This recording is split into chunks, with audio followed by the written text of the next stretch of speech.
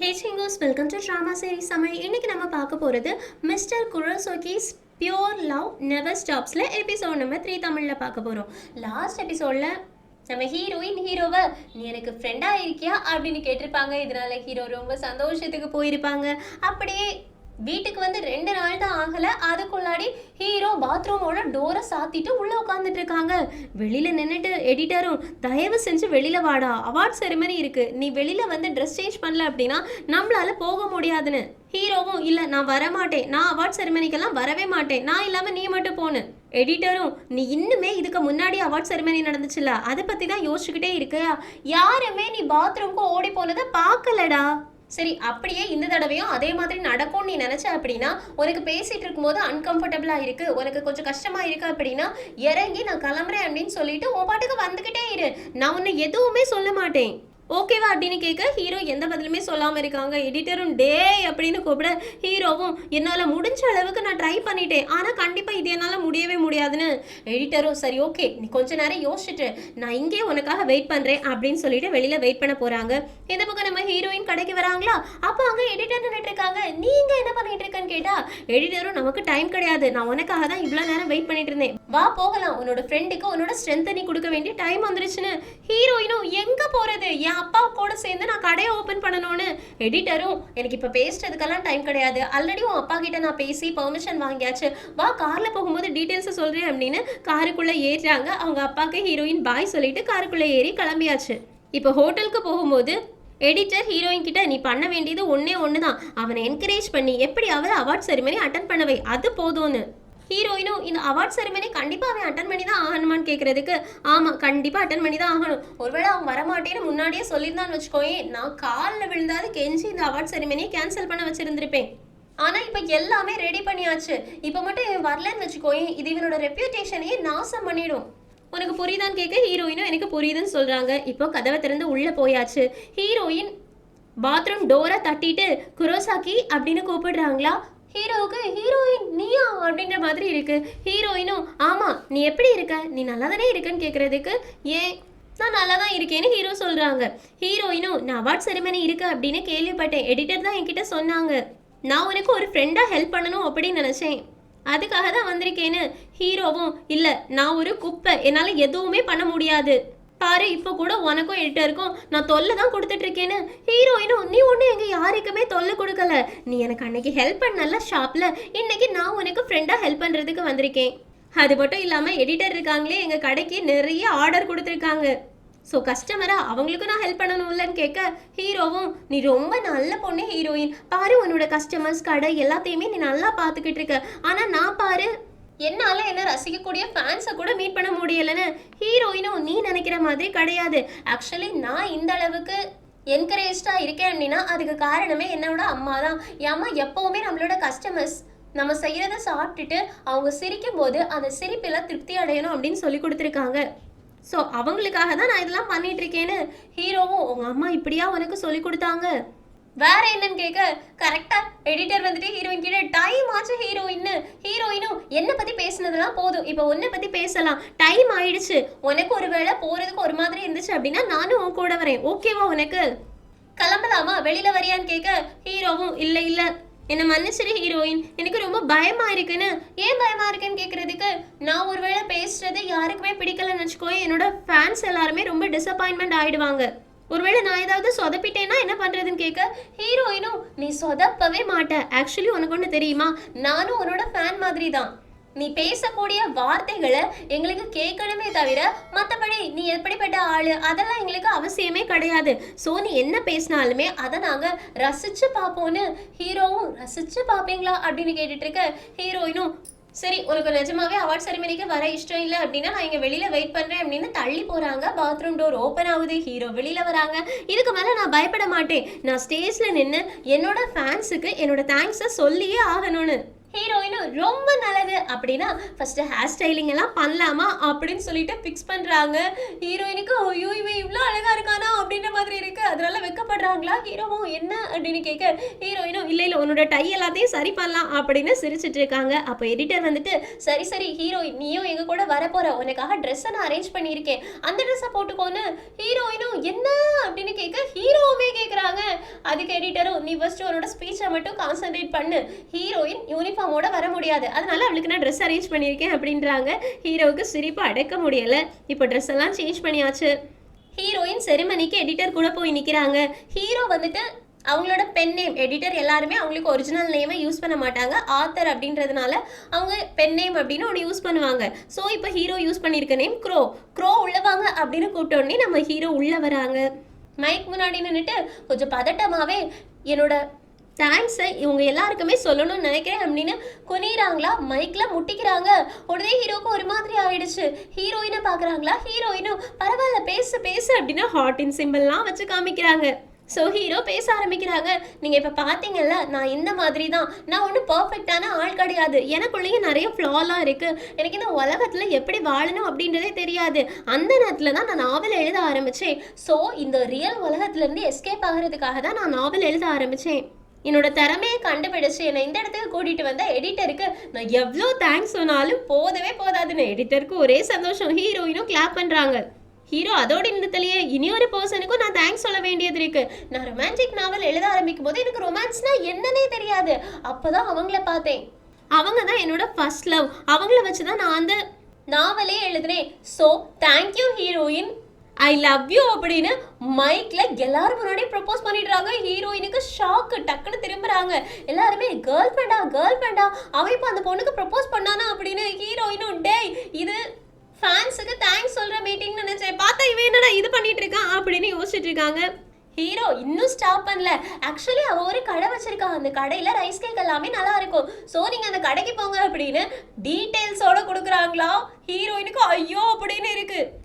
எடிட்டரும் இந்த முட்டாள் இருக்கானே, அவனை பற்றி பேச சொன்னால் இவளை பற்றி பேசிகிட்டு இருக்கான். சரி ஹீரோயின் தயவு செஞ்சு இங்கேருந்து எல்லாரும் பார்க்குறதுக்கு முன்னாடி கிளம்பிடு, இல்லைனா பிரச்சனை ஆகிடும்னு. ஹீரோயினும் ஓகே அப்படின்னு குடுகுடுன்னு அங்கேருந்து ஓடி போகிறாங்க. அதை ஹீரோ கவனிக்கிறாங்க. கொஞ்சம் எடிட்டரும் கிளாப் பண்ணி எல்லாரையுமே டைவர்ட் பண்ணிட்டு இருக்காங்க. இப்போ ஹீரோயின் ரொம்ப தூரம் ஓடி வந்ததுக்கு அப்புறமா இனி யாரும் என்ன ஃபாலோ பண்ண மாட்டாங்கன்னு நினைக்கிறேன் அப்படின்னு மூச்சு வாங்கிட்டு நிற்க பின்னாடியே ஹீரோ வந்து நிற்கிறாங்க. ஹீரோயினும் டே நீங்க என்னடா பண்ணிட்டு இருக்க, உனக்கு தானே ஃபங்க்ஷன் வச்சிருக்காங்கன்னு. ஹீரோவும் நீ ஓடி வந்ததை பார்த்தேன், அதனால தான் பின்னாடியே வந்துட்டேன்னு. ஹீரோயினும் உன்னை யாரா அந்த மாதிரி பேச சொன்னான்னு கேட்க, நீ எனக்கு ஹெல்ப் பண்ணியிருக்கல, அதனால நானும் உனக்கு ஹெல்ப் பண்ணணும்னு நினச்சேன், அதனால தான் உன்னோட ஷாப்பை நான் ப்ரமோட் பண்ணேன்னு.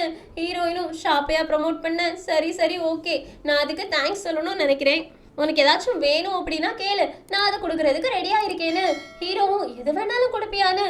ஹீரோயினும் இவன் இப்போ எதை கேட்க போகிறான் அப்படின்னு யோசிச்சுட்டு இருக்கும் போதே டக்குன்னு ஹீரோயின்க்கு சைடில் கை வச்சு ஹீரோயினை ட்ராப் பண்ணி பிடிச்சிட்டு, நான் கொஞ்ச நேரம் ஒன்று டச் பண்ணலாமா, அதுதான் எனக்கு இருக்கக்கூடிய ஒரே ஒரு ஆசை, வேற எதுவுமே எனக்கு தேவையில்லைன்னு. ஹீரோயினும் டச்சா, ஒருவேளை இவன் கையை பிடிக்கிறத பற்றி கேட்குறானோ, நான் தானே என்கிட்ட உனக்கு என்ன வேணுமோ கேளுன்னு சொன்னேன், இப்போ நான் வேண்டான்னு சொன்னேன்னா என்ன நினைப்பான், ஐயோ கடவுளே அப்படின்னு யோசிச்சுட்டு இருக்கும்போது ஹீரோவே சாரி என்னை மன்னிச்சிட்டு, ஒருவேளை உனக்கு அன்கம்ஃபர்டபுளாக இருந்துச்சுன்னான்னு சொல்ல, ஹீரோயினும் பரவாயில்ல இருக்கட்டும், லைட்டாக கொஞ்சமாக வேணா டச் பண்ணிக்கோ அப்படின்றாங்க. உடனே ஹீரோயினோட கையை பிடிப்பாங்கன்னு தானே நம்ம நினைச்சிட்டு இருப்போம். ஆனா ஹீரோயினோட தலையை தடவி கொடுக்குறாங்க. ஹீரோயினுக்கே ஷாக்கு, என்னடா இவன் இவ்வளோ ஜென்டலா இருக்கான் அப்படின்னு பார்த்துட்டு இருக்கும்போது ஹீரோவும் அவ்வளோதான், உன்னோட ட்ரெஸ் ரொம்ப அழகா இருக்கு, பிரின்சஸ் மாதிரி இருக்குன்னு. ஹீரோயினும் அப்படியா, எனக்கும் இந்த மாதிரி ட்ரெஸ் எல்லாம் போட்டதே கிடையாதா, ஸோ எனக்கே ரொம்ப பிடிச்சிருந்துச்சுன்னு. ஹீரோவும் என்னோட மனசு இந்த ட்ரெஸ்ல உன்னை பார்த்ததுக்கு அப்புறமா டப்புன்னு அடிச்சுக்கிட்டே இருக்கு தெரியுமா, என்னால் கண்ணை வேற எங்கேயுமே அசைச்சு பார்க்க முடியலன்னு. ஹீரோயினும் அட பாவி ஓவரா போகலாதரா அப்படின்னு வெக்கப்பட்டு நின்றுட்டு இருக்காங்க.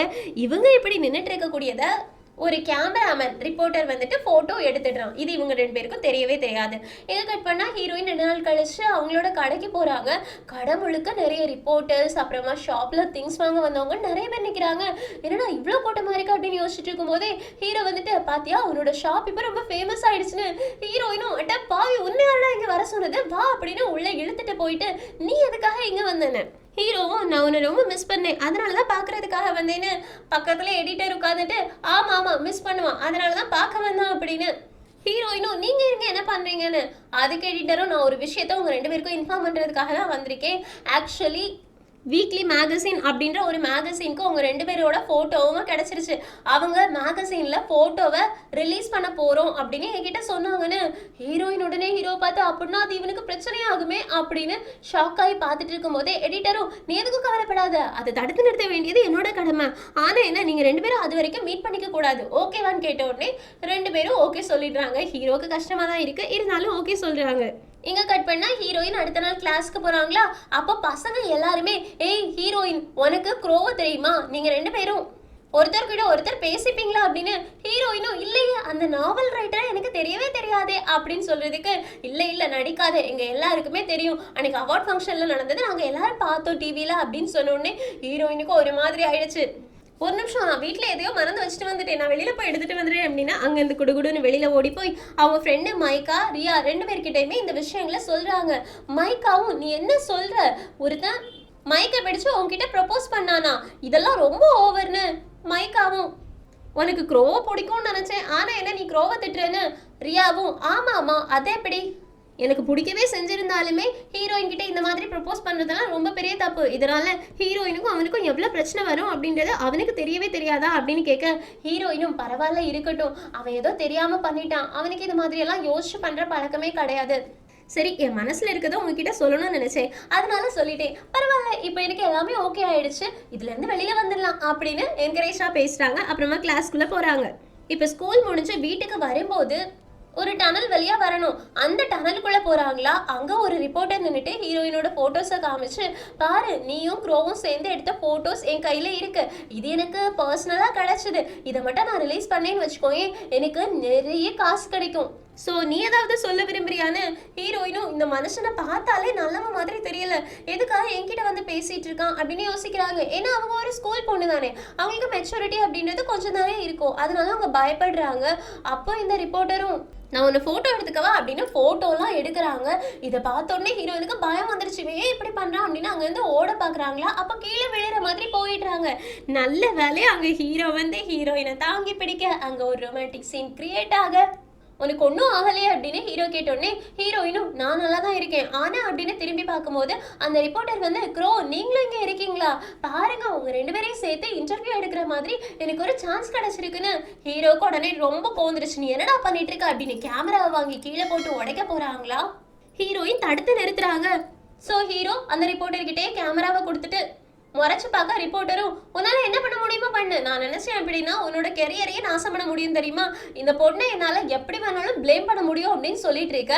ஹீரோ டக்குன்னு ஹீரோயினை திரும்பி பார்த்து, இந்த மாதிரி ஒரு பிரச்சனை இல்லை, நீ மாட்டுறதுக்கு நான் தான் காரணம், என்னை மன்னிச்சிட்டு அப்படின்னு ஃபர்ஸ்ட் சாரி கேட்குறாங்க. ஹீரோயினும் பரவாயில்ல இருக்கட்டும் சொல்லிட்டு இருக்காங்களா.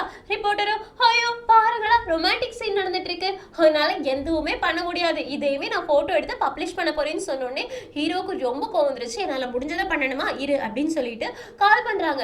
பண்ணு நீ யாருக்கு வேணாலும் கால் பண்ணு அப்படின்னு ரிப்போர்ட்டர் தைரியமா பேசிட்டு இருக்க. ஹீரோவும், நான் தான் க்ரோ பேசுறேன், இங்க ஒருத்தன் என்ன ரொம்ப டார்ச்சர் பண்ணிட்டு இருக்கான் அப்படின்னு அவங்கள பத்தி ரிப்போர்ட் பண்ண. ரிப்போர்ட்டரும், என்னை யாராலையுமே எதுவுமே செய்ய முடியாது அப்படின்னு சொல்லிட்டு இருக்கிறதுக்குள்ளாடி அவனுக்கு கால் வருது. அவங்களோட மேனேஜர் தான், உன்னை வேலையை விட்டு தூக்கியாச்சுன்னு சொன்னோடனே இவனுக்கு அல்லு விட்டுடுச்சு, என்ன வேலையை விட்டு தூக்கிட்டீங்களா, ஏன் எதுக்கு அப்படின்னு கொஸ்டின் கேட்டு அங்க இருந்து சாரி சொல்லிட்டு குடுகுடுன்னு ஓட ட்ரை பண்றானா. அப்போ ஹீரோயினை தள்ளி விட்டுட்டான். மறுபடியும் ஹீரோயின் கீழே விழுற மாதிரி போக ஹீரோ தாங்கி பிடிக்க. ஆனா என்ன, இந்த தடவை ஹீரோவுக்கு கையில அடிபட்டுருச்சு.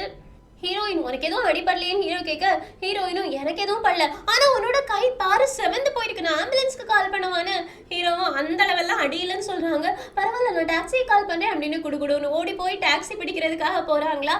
ஹீரோவுக்கு ரொம்பவே சந்தோஷமா இருக்கு, ஹீரோயின் தான் மேல இவ்வளோ அக்கறையா இருக்காங்க அப்படின்றதுனால. இங்க கட் பண்ணா ஹீரோட வீட்டில் ஏதோ ஒரு பையன் உட்காந்து டிவி பார்த்துட்டு இருக்கான். டிவியில் ஹீரோட இன்டர்வியூ தான் ஓடிட்டு இருக்கு. பார்த்தாலே தெரியுது இது ஹீரோட தம்பியாக தான் இருக்கணும் அப்படின்னு நம்மளால கெஸ் பண்ண முடியுது. ஸோ ஹீரோட தம்பி அந்த இன்டர்வியூ பார்த்துட்டு, நீ ரொம்ப சந்தோஷமா இருக்க, உன்னால எப்படி சிரிக்க முடியுது அப்படின்னு கோபமா பார்க்குறான். ஸோ இவன் வில்லன் மாதிரி தான் ஏதோ ஆக்ட் பண்ண போறானோ அப்படின்ற டவுட்டு நமக்கு இருக்குது. இப்போ ஹீரோ உள்ள வந்தாச்சு. ஹாய், நான் வீட்டுக்கு வந்துட்டேன், என்னோட இன்டர்வியூ பார்த்துட்டு இருக்கியான்னு. அவங்க தம்பியும், ஆமாமா இன்டர்வியூ ரொம்ப நல்லா இருந்துச்சு, உன்னோட கைக்கு என்னாச்சுன்னு கேட்க, வர்ற வழியில் அடிபட்டுருச்சு அவ்வளோதான் சொன்னோடனே, சரி நீ போயிட்டு ரெஸ்ட் எடு அப்படின்னு எழுந்திரிச்சு போய் பாய் சொல்லிட்டு கிளம்புறாங்க. நம்ம ஹீரோ அப்படியே நின்றுட்டு இருக்காங்க. ஸோ ஹீரோவுக்கும் அவங்க தம்பிக்கும் இடையில ஏதாவது பிரச்சனை இருக்கா, ஹீரோட தம்பினால ஏதாவது பிரச்சனை வருமா அப்படின்ற எல்லாத்தையுமே அடுத்தடுத்த எபிசோட் பார்த்து தெரிஞ்சுக்கலாம். ஸோ மிஸ் பண்ணாமல் அடுத்தடுத்த எபிசோட்காக வெயிட் பண்ணுங்கள். அந்த எக்ஸ்ப்ளனேஷன் உங்களுக்கு பிடிச்சிருச்சுன்னா லைக் பண்ணுங்கள், மறக்காம சேனலை சப்ஸ்கிரைப் பண்ணிடுங்க. தேங்க்யூ ஃப்ரெண்ட்ஸ், டேக் கேர், பாய்.